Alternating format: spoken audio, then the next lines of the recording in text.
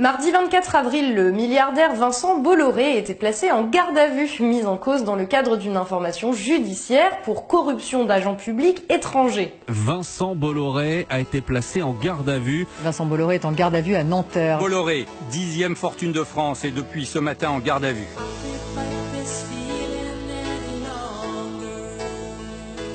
Ce soir, Vincent Bolloré est toujours en garde à vue à Nanterre, dans les locaux de l'Office central de lutte contre la corruption.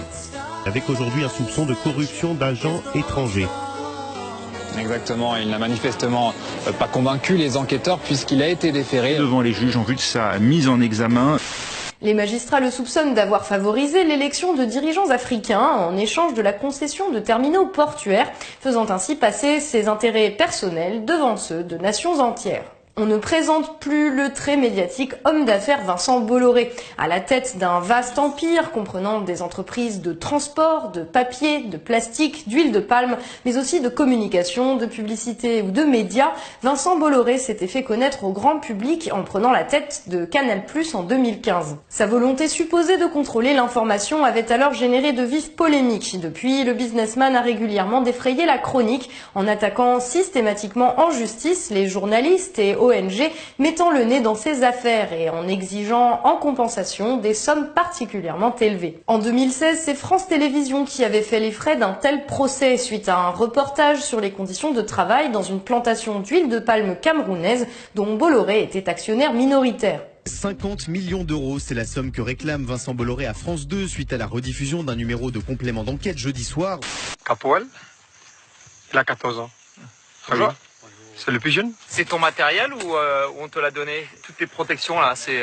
On aura Non, c'est moi qui ai acheté. Je ne sais pas si vous avez vu Complément d'enquête. Le moment le plus important de celui qui fait pleurer les chaumières, on voit un type sur un tracteur, il a un gant troué, et il dit, voyez, ça, monsieur Bolloré, il veut pas me donner le gant.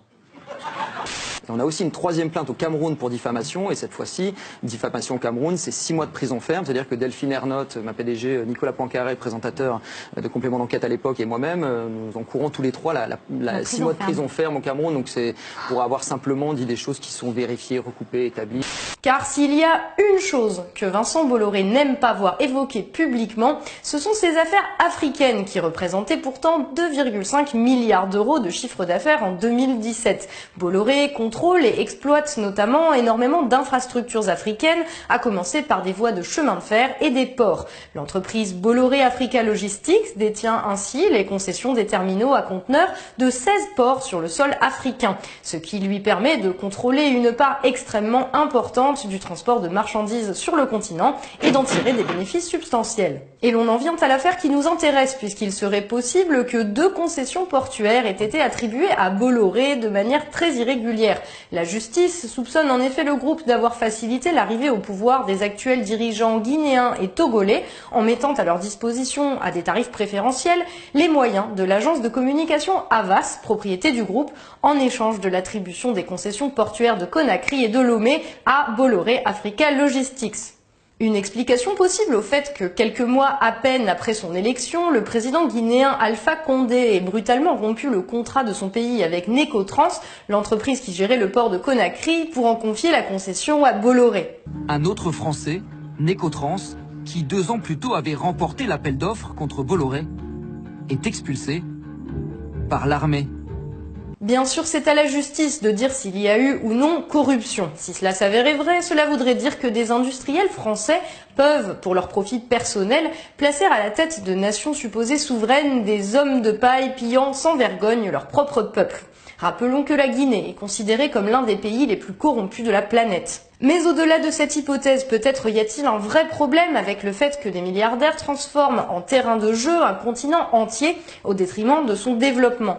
Comment des nations pourraient se développer normalement alors que chaque mouvement de marchandises est soumis à une taxe privée imposée par un homme d'affaires étranger? En agissant comme il le fait, Vincent Bolloré n'a-t-il pas une part de responsabilité dans l'exode d'une partie de la jeunesse africaine vers l'Europe? Peut-être serait-il temps d'envisager le commerce international autrement que comme un pillage systématique, dommageable pour tout le monde, excepté pour une poignée de parasites qui ne savent déjà plus quoi faire de leur argent.